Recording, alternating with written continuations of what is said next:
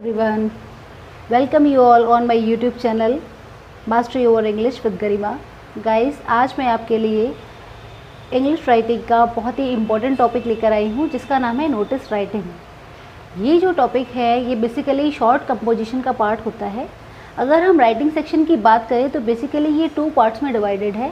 पहला वाला जो पार्ट है वो है शॉर्ट कंपोजिशन और दूसरा वाला जो पार्ट होता है उसे हम लॉन्ग कंपोजिशन कहते हैं।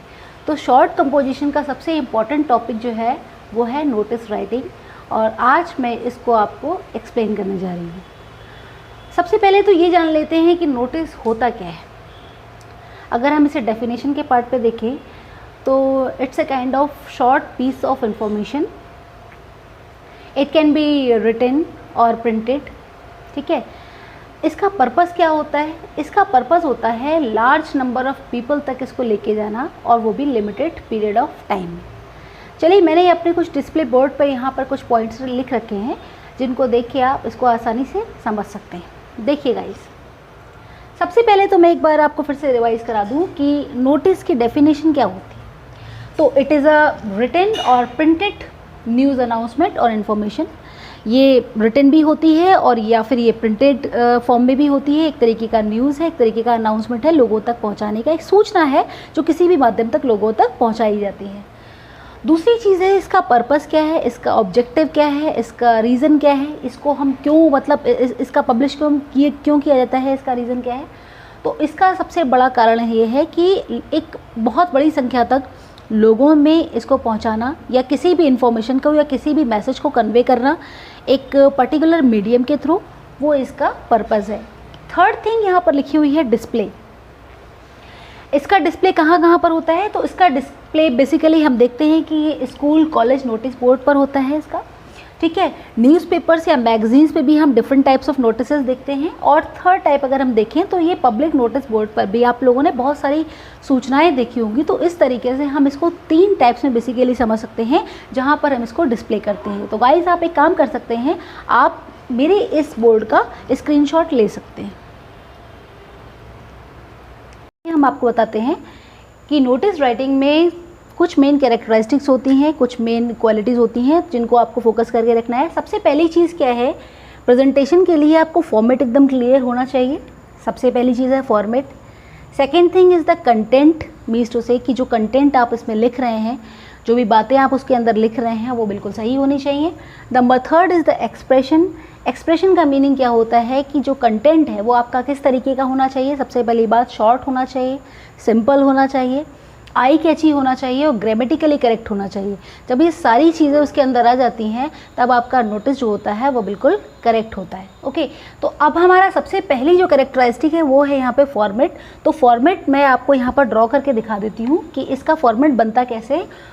जब हमें फॉर्मेट क्लियर हो जाता है तो हम आराम से इसको फॉर्म कर सकते हैं। तो अभी ये पूरा बोर्ड में एक बार रब कर देती हूँ जिससे कि मैं आपको इसका फॉर्मेट बहुत आसानी से यहाँ पर बना के दिखा दूँगी। आपको सिर्फ 2 से 3 स्टेप्स जो है इसमें फॉलो करने हैं, कुछ चीज़ें याद करनी होंगी और आप आराम से फॉर्म कर पाएंगे कोई भी राइटिंग सेक्शन। तो इसका फॉर्मेट बनाने के लिए आप देखिए, सबसे पहले आप क्या लिखेंगे इसमें? Name of the organisation.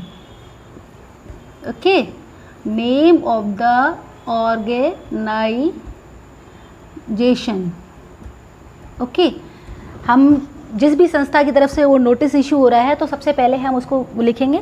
उसके बाद हम लिखेंगे notice. Notice should be written in block letters, okay, या इन कैपिटल लेटर्स। हमको जो नोटिस लिखना है वो ब्लॉक लेटर में लिखना है। आफ्टर दैट हमें इस इस लेफ्ट हैंड कॉर्नर में हमको यहाँ पर लिखना है डेट। ठीक है, date of issuing the notice. जिस डेट में आपका जो नोटिस है वो इशू हो रहा है वो डेट हमको पर्टिकुलरली वहाँ पर लिखनी है।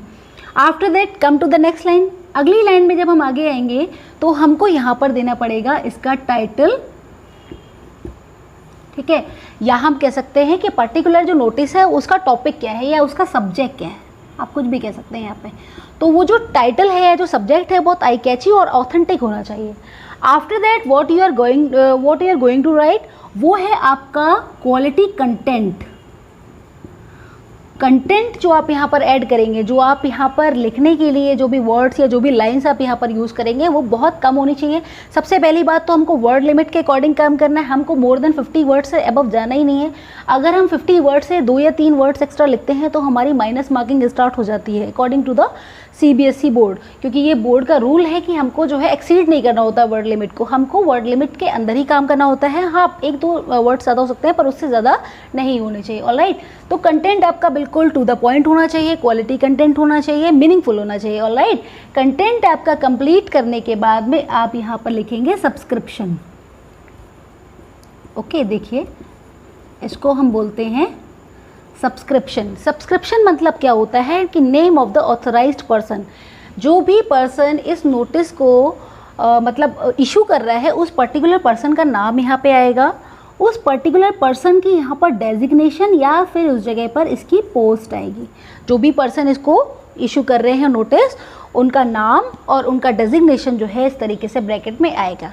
And after completing this notice you are going to cover it in a box. इसको बॉक्स में कवर करना ना भूलें। तो हमको मालूम होना चाहिए कि हमारे जो फॉर्मेट्स होते हैं वो फॉर्मेट हमें बिल्कुल एकदम एग्जैक्ट होने चाहिए, टू द पॉइंट होने चाहिए और कहीं से भी हम इसके बारे में कोई भी गलती ना करें। तो ये फॉर्मेट आपको अपने माइंड में रखना है और इस फॉर्मेट को फॉलो करते हुए आपको हर क्वेश्चन के आंसर जो है वो देने होंगे। आप चाहें तो इस बार जो है इसका फॉर्मेट का भी स्क्रीनशॉट ले सकते हैं। कि आपको आसानी से समझ में आ रहा होगा। देखिए ये जो फॉर्मेट मैंने जो यहाँ पर ड्रॉ करा है, इसमें ये जो वाला पॉइंट है जो कंटेंट है, ठीक है, जहाँ पर आप लिखेंगे यानी कि जो भी आपका मतलब जो भी आपका मैसेज जो आप लिखने जा रहे हैं इस जगह पे, उस कंटेंट में आपको मेनली कौन कौन सी बातों को फोकस करना है। कंटेंट में मेनली आपको स्टार्टिंग में WH फैमिली के क्वेश्चन के आंसर आपको देने हैं। मीन्स टू से जो इंट्रोडक्टरी लाइन्स होंगी यानी कि 1 और 1.5 कह सकते हैं या हार्डली 2 लाइन्स जो भी आपकी होंगी, उन 2 लाइन्स में आप WH फैमिली के क्वेश्चंस के आंसर देंगे। मीन्स टू से कि आपको नोटिस का पर्पस ध्यान में रखते हुए कब क्या कहाँ कैसे इन सब चीज़ों को उसके अकॉर्डिंग आपको उसके आंसर यहाँ पे देने होंगे। जैसे कि आप पर्टिकुलरली इन्फॉर्म किसको करने, जैसे कि this is inform to the students of, ठीक है। अब आपको कोई भी मतलब कोई भी पर्टिकुलर यहाँ पर कोई सेरेमनी ऑर्गेनाइज कराई जा रही है या कोई भी फंक्शन ऑर्गेनाइज कराया जा रहा है तो आपको ये बताना होगा। वो कहाँ पर ऑर्गेनाइज कराया जाना है तो आपको वो प्लेस बताना होगा। तो WH फैमिली के बेसिक क्वेश्चंस के आंसर जो है वो कंटेंट का पहला वाला पार्ट होता है, ठीक है। सेकंड में आप एक्स्ट्रा थिंग्स ऐड कर सकते हैं। मीन्स टू से कि 1 और 2 एक्स्ट्रा पॉइंट यहाँ पर आप लगा सकते हैं इन द सेंस कि आपको कोई एडिशनल इन्फॉर्मेशन देनी है। अगर आपको कोई एडिशनल इन्फॉर्मेशन देनी है तो वो आपका मतलब ये मिडल वाला पॉइंट हो जाएगा। Okay, and when you are going to conclude your message or your notice, so at that time you will have to appeal the particular person or the crowd you want to invite for that occasion, ठीक है। तो आपको जो है उन लोगों को appeal करनी होगी या आप लोगों को फाइनली उनको ये चीज़ बतानी होगी कि जो भी लोग इंटरेस्टेड हों इसमें पार्ट लेने के लिए या इस चीज़ को ज्वाइन करने के लिए वो जो है अंडरसाइन या जो पर्सन ऑथराइज्ड है उनको कांटेक्ट कर सकते हैं। तो इस तरीके से आपको बेसिकली ये यहाँ पर जो लास्ट है ये एक तरीके का अपीलिंग नोट भी आप कह सकते हैं। इस तरीके से आप यहाँ पे लिख सकते हैं, इसको अपीलिंग नोट भी कह सकते हैं, एक तरीके से एक इन्फॉर्मेशन भी कह सकते हैं। तो इन 3 चीज़ों को आपको ध्यान रखना है आपके कंटेंट में।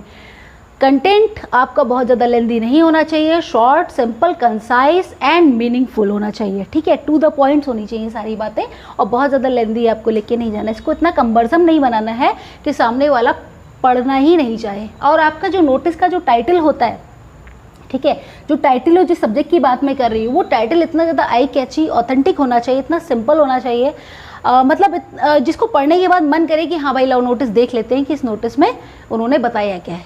ये बहुत ज़्यादा लेंदी नहीं होना चाहिए, शॉर्ट होना चाहिए। तो इस तरीके से मैंने आप लोगों को फॉर्मेट इसका क्लियर किया।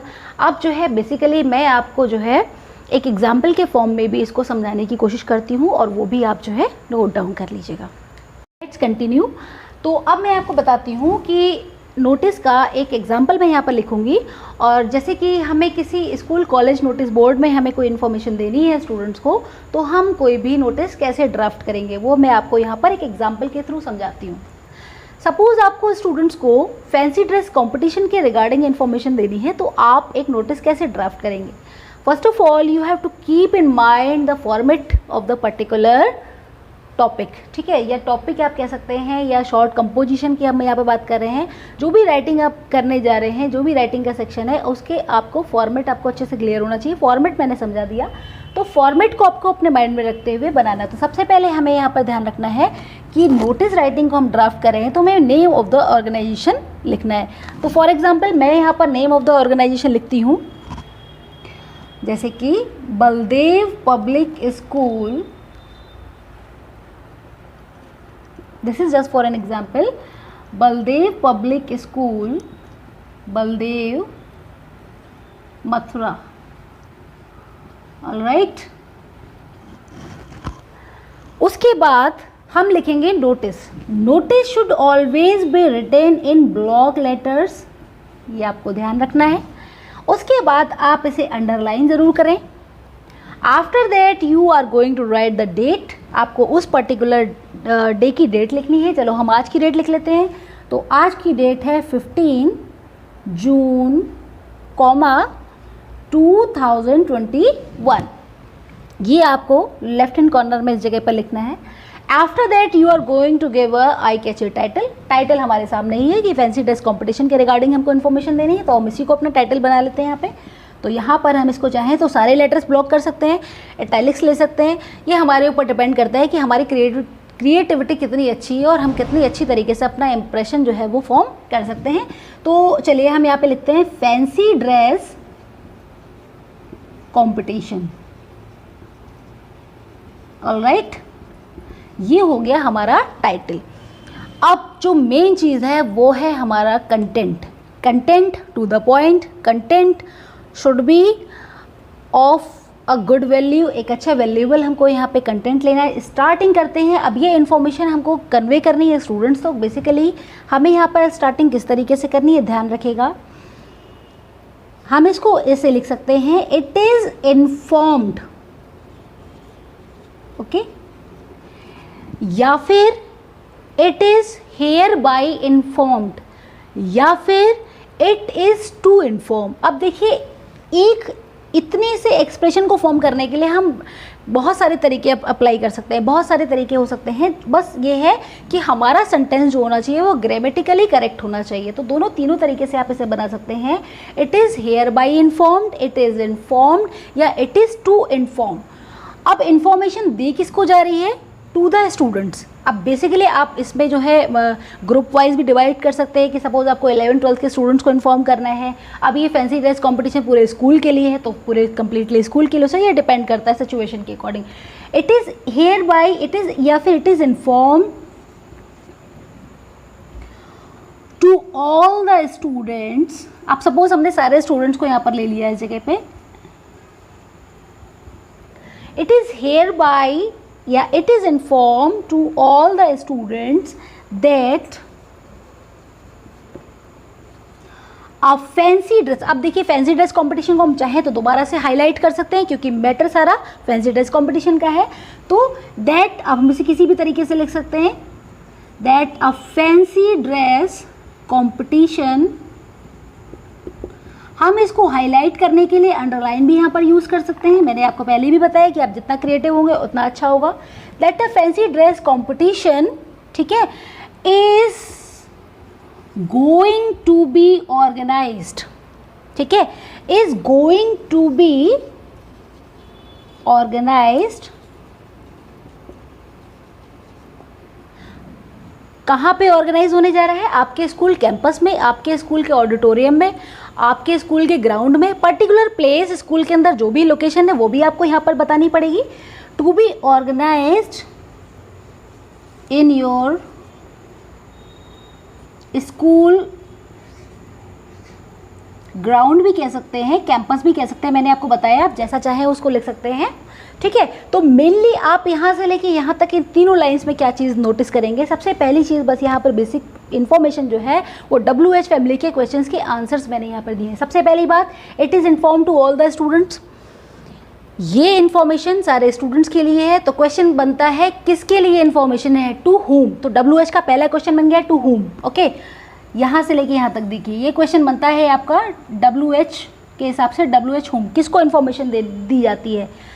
फिर जो इन्फॉर्मेशन है वो क्या है कि एक फैंसी ड्रेस कॉम्पिटिशन। दूसरा क्वेश्चन क्या फॉर्म हुआ कि what information is being given, information किसके बारे में है, इन्फॉर्मेशन है फैंसी ड्रेस कंपटीशन के बारे में। तो दूसरा क्वेश्चन क्या फॉर्म हुआ, व्हाट। ऑलराइट, ऑर्गेनाइज होने जा रहा है, कहाँ ऑर्गेनाइज होने जा रहा है। तीसरा क्वेश्चन फॉर्म हुआ कि वेयर, ठीक है। तीसरा क्वेश्चन हमने यहाँ पे क्या फॉर्म कर दिया, वेयर। अब हम पूछेंगे कि ऑर्गेनाइज होना कब है, ठीक है। तो इसको हम आगे कंटिन्यू करके ले जा सकते हैं, to be organise in your school ground on. अब जैसे कि इसको हमने ये बात यहाँ पे ख़त्म कर दी थी, लेकिन आगे हमको और लेके जाना है, क्योंकि हमें पूरी इन्फॉर्मेशन जब तक कंप्लीट नहीं होगी वो तब तक वैलिड नहीं होगी। स्कूल ग्राउंड ऑन, आज कितनी डेट है, आज हमारी है 15, तो हम देख सकते हैं इसको 18 में या 20 में, क्योंकि आगे की बात के बारे में इन्फॉर्म कर रहे हैं यहाँ पे, तो हम यहाँ पे लिख सकते हैं 20 जून, ठीक है। ये आपको देना पड़ेगा, ये आपने सब सारी मेन डिटेल्स यहाँ पर फिल कर दी। कोई एडिशनल इसमें ऐसा कोई इन्फॉर्मेशन नहीं है। अब आप यहाँ पर स्टूडेंट से अपील करेंगे, स्टूडेंट्स को बोलेंगे इस चीज़ के लिए कि इंटरेस्टेड स्टूडेंट्स कैन कॉन्टेक्ट, या फिर those who are interested can contact to the undersigned. तो देखिए ये थोड़ा सा नीचे तक चला गया है, बोर्ड पर आप थोड़ा ध्यान दीजिएगा। यहाँ पर आप इस जगह पर क्या लिखेंगे कि those who are interested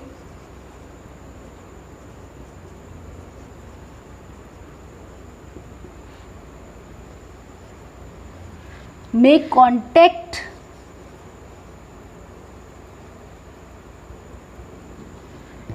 to undersigned। अंडरसाइंड का मीनिंग होता है कि जो ऑथराइज्ड पर्सन है। अब देखिए ये तो मैंने हाफ में थोड़े से बस ऐसी शॉर्ट में आपको बता दिया कि फैंसी ड्रेस कंपटीशन के रिगार्डिंग है, लेकिन जब क्वेश्चन आपके सामने आएगा तो हो सकता है कि आपको पता चल जाए कि नोटिस इशू करने वाला आपका स्कूल का हेड बॉय हो सकता है, हेड गर्ल हो सकती हैं, आपके स्कूल के प्रिंसिपल हो सकती हैं, डायरेक्टर सर हो सकते हैं, कोई भी हो सकते हैं, मैम हो सकती है, कोई भी हो सकते हैं। तो वो चीज़ वहाँ पर आ जाएगी, ऑलराइट। लेकिन अभी ये शॉर्ट में मैंने आपको बताया है टू अंडरसाइंड। अब अंडरसाइंड में जो है यहाँ पर नाम दिया है तो ठीक है, और अगर नहीं दिया है तो आप पर्टिकुलरली क्या करेंगे उस जगह पे जाके, क्योंकि आप एक बोर्ड के स्टूडेंट्स हैं तो आपको अपना नेम मेंशन करने की ज़रूरत नहीं है। आप क्या करेंगे, सीधे जाके नेम में XYZ कर देंगे इस जगह पे, और आप अपनी पोस्ट यहाँ पर बता देंगे। आप अगर आप हेड बॉय हैं, हेड गर्ल हैं, प्रिंसिपल हैं, जो भी आपकी पर्टिकुलर पोस्ट है वो आप यहाँ पर जाके मेंशन कर देंगे। Now your notice is complete, alright. And अब जब ये कंप्लीट हो चुका है तो अब आप इसको ले जाके इस तरीके से इसको बॉक्स में बंद कर देंगे।